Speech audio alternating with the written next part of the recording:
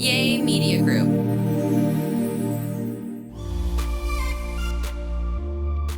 Yo, what's up, y'all? It's your boy Cornelius back with another episode of This Is Life with Heather and Cornelius. So I'm gonna jump in with this. I'm gonna just lay a foundation for this, and then bring my wife in here, and we can talk about this a little bit more in depth. But I had a homie who hit me up years ago.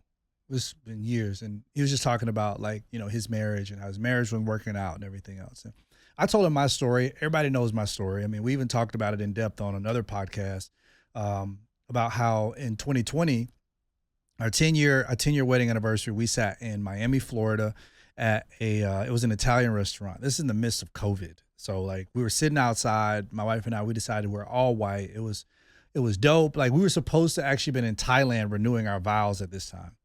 But we sat there, and at this restaurant, I just looked at my wife and I asked her, I said, do you like me? And she said, no. And she looked at me and she said, do you like me? And I said, no. And we had a decision there to make. Okay, so what do we do? Do we get a divorce? What do we do? And then it was okay, we're gonna make the decision. The decision is we're gonna learn to relearn each other, because we don't really know who each other are. And nobody told us that over time you're going to evolve. You are going to evolve as a person and as an entity. And so we didn't know that. And so part of the journey that we went on was us recognizing our codependency, our need for each other to approve of us. More so, I would say on my end, more so of my wife than me, where my wife she needed me to really approve of her. She needed to hear me say things about her or to her in order for her to feel okay. And, or she felt like she just needed to have a sense of control. Where are you going? What are you doing? What's going on here? And in her mind, it was, I'm just being protected. I'm being protective. I want to make sure I know where you're at. I want to make sure this, I want to make sure that. And, we had to have many conversations about this, because for me on my end, it started to feel like I was in a cage. And I remember we had a conversation about it once. I really wish my wife was here, but she's traveling. We had a conversation about this, and I remember telling her, I said, dang, I feel like I'm in jail. And she was like, oh, you feel like you in jail? She was like, well, then you can get out of jail. My wife kind of went off in her sweet way. But she was just like, I don't understand that. She was like, because this is love. She was like, love is this sense of needing to know these things. I do this because I love you. I remember saying to her, nah, that's not love. Love is not control. Love is not seeking to change someone to be who you want them to be. Love is simply accepting someone for who they are. That's all love is. And if we're going to relearn each other, then we have to do it in a loving way. And that loving way means that if we're going to do it in a loving way, that means that we're going to have to give each other a sense of autonomy and allowing for each other to become who we know we can be. And so that was the conversation that we had. And it didn't take root then. My wife was really like, you're crazy. That doesn't work.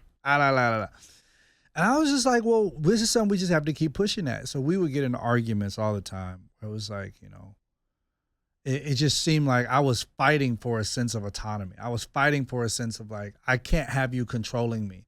Or I use another word. I can't have you judging me all the time. It can't be this thing of, well, I want to smoke a cigar and then you're upset because I'm smoking a cigar, but me smoking a cigar has nothing to do with you. It has everything to do with me. And in some people's minds, no, it has everything to do with me, because you know what? You're smoking the cigar, but guess what? Every time you smoke the cigar, you are blah, blah, blah, blah, blah. And then you're doing something, your body, but your body belongs to me because you're married to me, and you're going to die before I do. And my wife would do it sometimes. And I'd be like, yo, chill out. She's like, you're going to die before I do. And I want you to understand something. You're not taking care of yourself. You need to go to the doctor. You need to get because blah, blah, blah, because you might have blood clots and la, la, la. And I'd be like, oh my God, chill. But that need to want to control other people is it goes back to that curse all the way back in the Garden of Eden, where God said that I'll create this this enmity between you and your husband. And he said, and your desire will be to want to rule over your husband, to control him. And the reason why that's so concerning for men is because men, just how we're made up, we don't desire to be controlled. And anytime someone feels controlled, guess what they do? They rebel. Or they may do the things that you want them to do. They become more performative. They become more behavioral.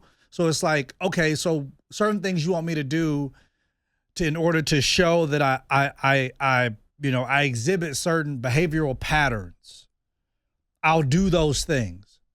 But those things it's not really who I am, because I'm not changing in my soul. My nature isn't changing. The only thing that's changing is the fact that I'm just trying to do all these things just to make you feel better. So I'll give you flowers for your birthday. I'll take you out to a nice restaurant. I'll do all these things because these are all the things that I know just makes you happy. But ultimately, in his mind, he's doing these things. He doesn't even care about making you happy. He cares about shutting you up.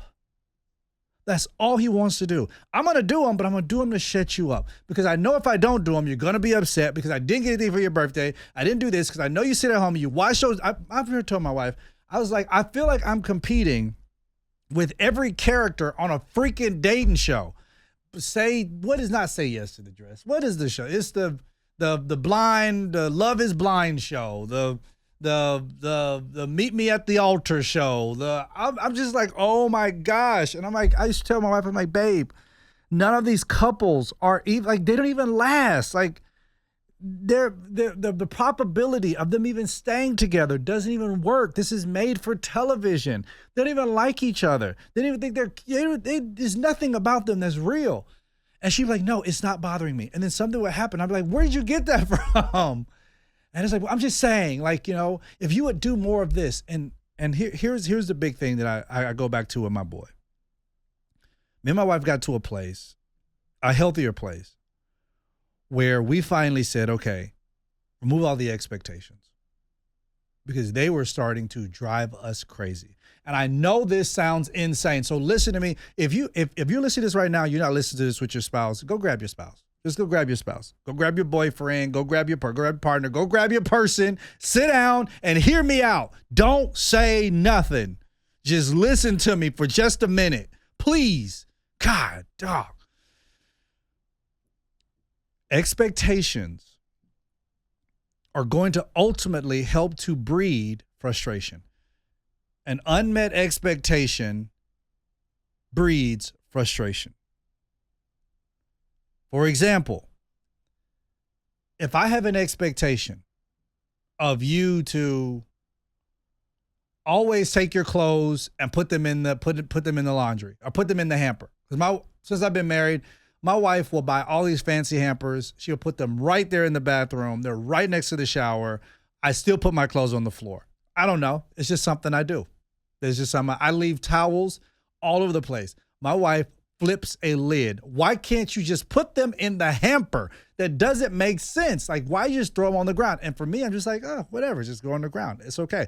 Once I get ready to wash them, I'll pick them up from the ground. It's okay. And I got to the point where I was like, you know what? You don't have to wash anything that's mine. Just leave all my stuff in a pile on the floor. She's like, that's cool and all, but it makes the bathroom look horrible because you got the nice, pretty hamper over here. Everything else is clean, and you got a pile of your dirty clothes, your gym clothes, in a corner.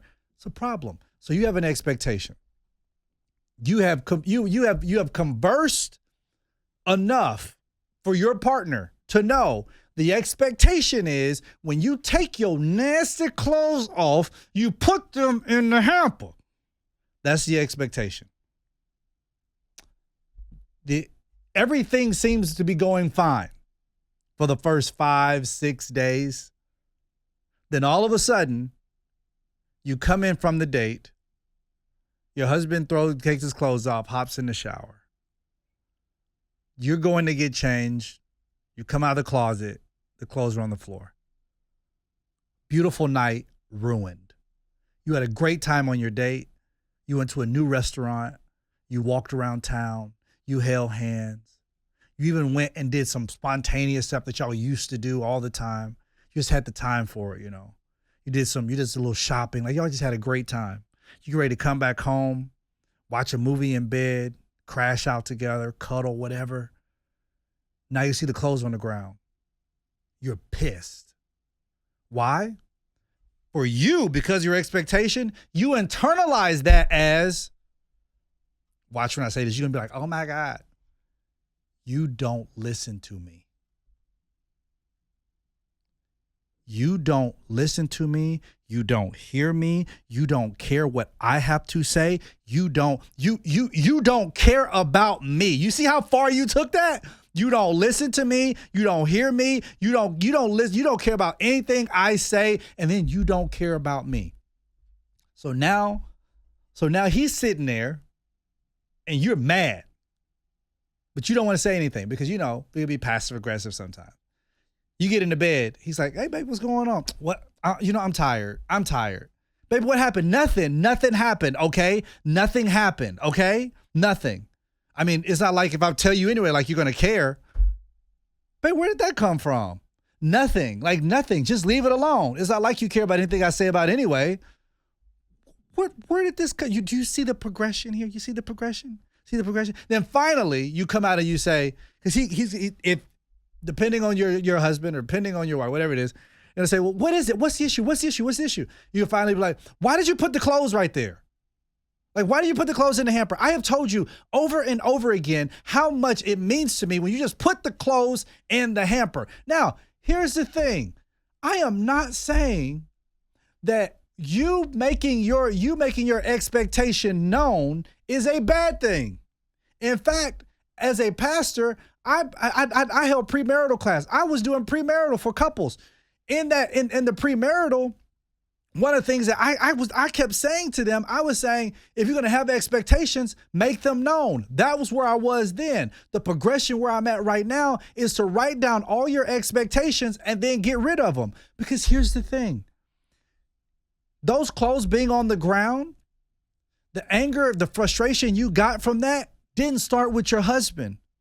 That is a long progression of trauma that you haven't dealt with because you've always felt like your voice has not been heard, going all the way back to when you were in the 6th doggone grade and you told your mama that your cousin hit you and your mama did not believe you. That was still ingrained in you. Now you're married and you upset with your husband, ruined a whole great date night because your tail can't deal with a 6th grade trauma. That you made an expectation that you use as evidence in order to prove that your husband does not love you, does not care for you, and does not hear what you have to say. When in actuality, all it is some doggone clothes on the floor. And honestly, there's probably some woman out there who would love to pick up that man's clothes up off the floor. If that's your biggest issue.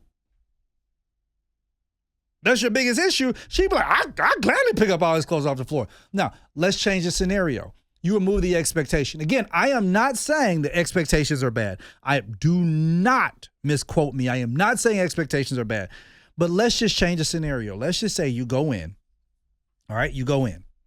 Instead of you being like, this is my expectation, you go and you say, you know what? They're just clothes. You have your date. You come back. You had a great time. Hey, babe, what kind of movie you want to watch? Hey, you know what? I don't even know. Oh, I did find there was one that just came out on Netflix. I have been wanting to check it out. You mind looking it up? Blah, blah, blah, blah, blah. Oh, is this the name of it? You got it? Yep, I got it. Okay. All right, babe, I'm in the bed right now. I'll see you in a minute. Okay, hold on. I got to get my makeup off. Get the makeup off. You look over on the thing. His clothes are on the floor. Immediately you tell yourself, girl, they just clothes. In the scheme of things, I have a great life. I got a dope husband. I just had a great time with this man. They're just clothes. They're just clothes. Girl, let me pick up these clothes. Or make a joke out of it. Frank, why don't you just pick up your clothes, boy? Oh, baby, you know what? I forgot. I'm going to get them. I'm going to get them. You ain't going to get them clothes. You are not going to get them clothes. But you know what? It's okay because I've let it go. Babe, for real? Yeah, baby, because I love you more than I love these clothes. I love you more than I love the expectation of you having to perform in order to prove yourself to me. Because no longer do I want to make you prove yourself to me in order for me to feel like you love me because you have done all these things in order to prove your love for me. That right there is love. Because love comes with no strings. Love does not say, I love you if you love me and if you obey me and all my expectations. Love simply says, I love you. That's all it ever says. So going back to my boy, I told him the same thing I'm telling y'all. Get rid of the expectations. Nah, I ain't gonna do it. Nah, I ain't gonna do it. Nah, I ain't gonna do it. Nah, I ain't gonna do it. Nah, nah, nah, nah. It gotta be more than that. Gotta be more than that. You gotta be deeper than that. Nah. We need expectations. Expectations are good. Rules are good. They need to know rules. The problem is your expectations is they consistently and constantly change. One of the things about my argument with my wife is, baby, the goalpost is constantly being moved. The goalpost is moving. The expectation was to just boom, boom, boom, boom, boom. Now the expectation is boom, boom, boom, boom, boom. I never feel like, because I'm performance driven, I don't feel like I'm getting a touchdown here. And it's going to only be so long before I run 100 yards and I don't get a touchdown. And you tell me I got 20 more yards to go, that I'm going to be like, you know what? I'm tired of running. And I'm not running an extra 20 yards because you told me this was the touchdown line. And now you have moved the goalpost again because now you have another need, which masks as a trauma that you say you need from me. So we had to deal with the codependency in our marriage and we had to deal with our expectations. So I told my boy, I said, finally, he got to the point. He was at the very bottom. He's like, I think we're going to get a divorce. I think it's over. I think it's gone. Blah, blah, blah. We're done. I said, all right, man. He hit me up. He was like, man.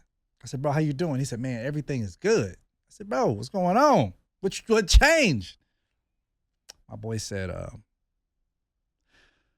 I just stopped expecting my wife to be everything I wanted her to be. I just said, you know what? I give up. I'm going to just let her be herself. I said, for real? Yeah, bro.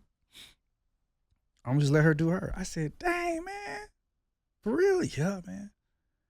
And then from there, everything he wanted from his wife, everything this man said he wanted from his wife, that he was trying to control her to get, giving her more rules, more expectations, more things, he just kept pushing and pushing and pushing and pushing and pushing.